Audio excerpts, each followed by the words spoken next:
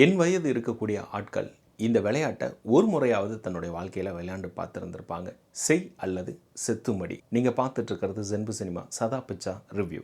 வாங்க கதைக்குள்ளார போகலாம். 10-12 வயசு இருக்கக்கூடிய பசங்க கிட்ட இருந்து கதை ஆரம்பிக்குது. இவங்க WWFோட தீவிர ரசிகர்கள். வீட்டை தலைகளை போடக்கூடியதில் பெரிய ஆட்கள். தலைவாணியெல்லாம் காற்றுல பஞ்சா பறக்க வைக்கிறது தான் இவங்களுடைய அன்றாட வாழ்க்கையை. ஒரு கட்டத்தில் இவங்க தேட்டருக்கு வெளியில் போய் பண்ணக்கூடிய ரகலை அப்படிங்கிறது இவங்க வாழ்க்கையை புரட்டி போடக்கூடிய சம்பவமாக அது மாறுது. கட் பண்ணால் இப்போ எல்லாரும் பெரிய பசங்க ஆயிட்டாங்க. அர்ஜுன் அசோகன், ரோஷன் மேத்யூ, இஷான் ஷவுகான், இவங்க 3 பேரும் அண்ணன் தம்பிங்க. ஆனா 3 பேரும் பிரிஞ்சு இருக்கிறாங்க. இதுல லிட்டிலா இருக்கக்கூடிய இஷான் ஷவுகான் ரொம்ப வருடம் கழிச்சு கொச்சிக்கு வராரு. அர்ஜுன் அசோகன் சந்திக்கிறாரு. அவர் கூட ஒரு பொண்ணும் இருக்கா. அந்த பொண்ணு பிறக்கிறப்ப அம்மா இறந்துடுறாங்க. அர்ஜுன் அசோகன் தான் அந்த பொண்ணை வளர்த்திட்டு வந்துட்டு இருக்காரு. ரொம்ப நாள் எங்க போனாருன்னு தெரியாத இந்த லிட்டில் ஒரு ஐடியாவோட அண்ணங்கிட்ட பேசுறாரு.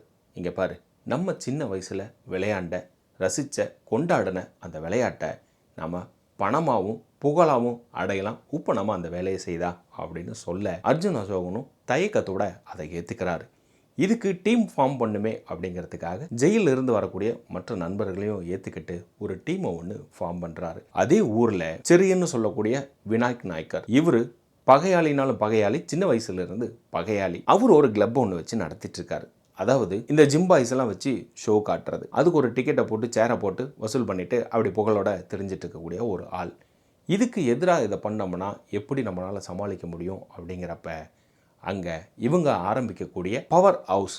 உடனே நீங்கள் லோகேஷ் கனகராஜ் ஆச்சே அப்படின்னு, அது வேற பவர், இதுதான் பவர். இவங்க ஆரம்பிக்கக்கூடிய இந்த பவர் ஹவுஸ் கிளப்பு செம்மையாக ஹிட் அடிக்குது. செரியன் சும்மா இருப்பாரா?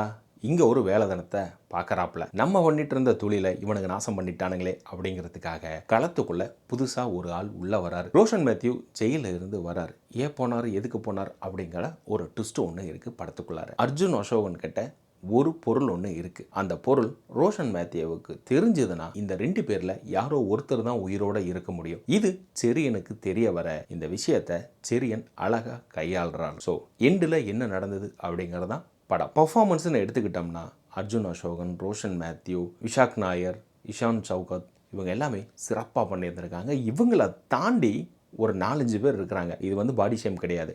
ஒரு நெட்டை, ஒரு குட்டை, ஒரு குண்டு அப்படின்ட்டு அவங்களோட ஃபன் அப்படிங்கிறது அல்டிமேட்டாக இருக்கும் அந்த கிரவுண்டுக்குள்ளார. இந்த படம் நம்மளையே பார்க்க வைக்கக்கூடிய சுவாரஸ்யமே அந்த ரிங்கு தான். நீங்கள் WWF பார்த்துருந்தீங்கன்னா, இல்லை இப்போ நீங்கள் அந்த WWE பார்த்துட்டு இருந்த ஆட்கள் அப்படின்னா, இது எல்லாமே ஒரு ஏமாத்து வேலை அப்படிங்கிறத இந்த விளையாடிட்டு இருக்கக்கூடிய ஆட்களுக்கு தெரியும். நம்ம சின்ன வயசுலேருந்தே இப்படி தான் விளையாண்டுட்டு இருந்தோம். அதனால் எப்படி வேணால் வளைஞ்சு கிழிஞ்சு ஒளிஞ்சு நெளிஞ்சு எந்திரிச்சுனாலும் நமக்கு அடிபடாது. ஆனால் பார்த்துட்டு இருக்கக்கூடிய ஆட்கள் சந்தோஷப்படுவாங்க அப்படிங்கிறது மட்டும் இவங்களுக்கு தெரியும். அதை கையாண்ட விதம் அப்படிங்கிறது செமையாக பண்ணியிருந்திருப்பாங்க.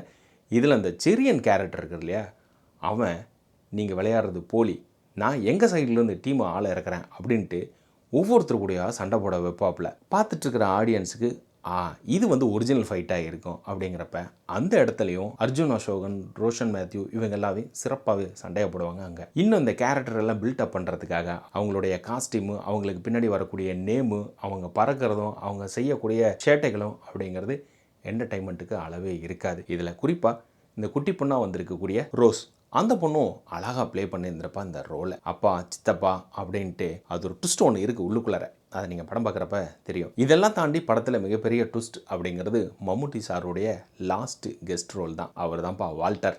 அவருக்கு பின்னாடி ஒரு கதை ஒன்று இருக்குது. மேபி இந்த படம் பெரிய ஹிட் ஆச்சுன்னா புல்லட் வால்டருடைய ப்ரீகோல் சீக்வன்ஸும் கரண்ட் சுச்சுவேஷனும் அமைஞ்சு ஒரு படம் வர்றதுக்கான வாய்ப்புகளும் அதிகம். இந்த படத்தில் ப்ளஸ்ன்னு எடுத்துக்கிட்டோம்னா சினிமோட்டோகிராஃபி சிறப்பாக பண்ணியிருந்திருக்காங்க இந்த படத்தில். அதாவது கேம் இப்படி தான்ப்பா இருக்கும். நாங்கள் டிவியில எல்லாம் பார்க்குறப்ப இப்படி தான் காட்டியிருந்துருக்குறாங்க, நீங்கள் தேட்டர்லையும் அதே மாதிரி அழகாக காட்டியிருக்கிறீங்க அப்படின்னு என்ஜாய் பண்ணுவோம். வார்ம் டோனில் பட்டையை கிளப்பி வச்சுருக்கிறாங்க அந்த ரிங் சீக்வன்ஸ் எல்லாமே. குறிப்பாக அந்த கிளைமேக்ஸில் அந்த ஸ்டேடியம் பிளாஸ் ஆகக்கூடிய இடம் அப்படிங்கிறது இதுதான்ப்பா கிளைமேக்ஸ் அப்படின்னு கைத்தட்டக்கூடிய இடம் அந்த மாதிரி. அதே போல் இந்த படத்தில் ஆர்டிஸ்ட்டை தாண்டி நீங்கள் கேமரா அப்படிங்கிறது வேறு எங்கேயுமே மூவ் ஆகாது.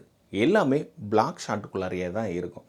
எந்த ஒரு இடத்துலையும் ஜியோகிராஃபிக்கலாக பெருசாக இவங்க காட்டவே கிடையாது. ஒன்று பீச் இருக்கும், இல்லை இந்த கிளப் இருக்கும், இல்லை அந்த வீடு இருக்கும். இதுக்குள்ளாரையே போயிட்டே இருப்பாங்களே தவிர பெருசாக ஜியோகிராஃபிக்கலாக இவங்க காட்டவே இல்லை. இது ஹிந்தியில் வர்றதுனால 2க்கும் இது செட் ஆகணும் இல்லையா, அதனாலயா இருக்கலாம். டைரக்டர் அத்வைத் நாயர், இவருக்கு இதுதான் முதல் படம். சிறப்பாக பண்ணியிருந்திருக்க அப்புறம் இந்த படத்தை குறிப்பாக இந்த சின்ன பசங்களை ஹேண்டில் பண்ண விதம் அப்படிங்கிறது அழகாகவே ப்ரெசென்ட் பண்ணியிருந்திருக்காரு இந்த படத்தில். இன்னும் கொஞ்சம் கதைக்குள்ளார சுவாரஸ்யம் அப்படிங்கிறது இருந்திருக்கணும் அப்படிங்கிறதான் என்னுடைய எதிர்பார்ப்பு. அது கொஞ்சம் மிஸ் ஆகிடுச்சு இந்த படத்தில். நீங்கள் ஒரு ரெஸ்லர் கேமை என்ஜாய் பண்ணக்கூடிய ஆட்கள் அப்படின்னா இந்த படம் கண்டிப்பாக உங்களுக்கு பிடிக்கும். இதில் காமெடி தான் அதிகம், எமோஷனல்லாம் கொஞ்சம் தான்.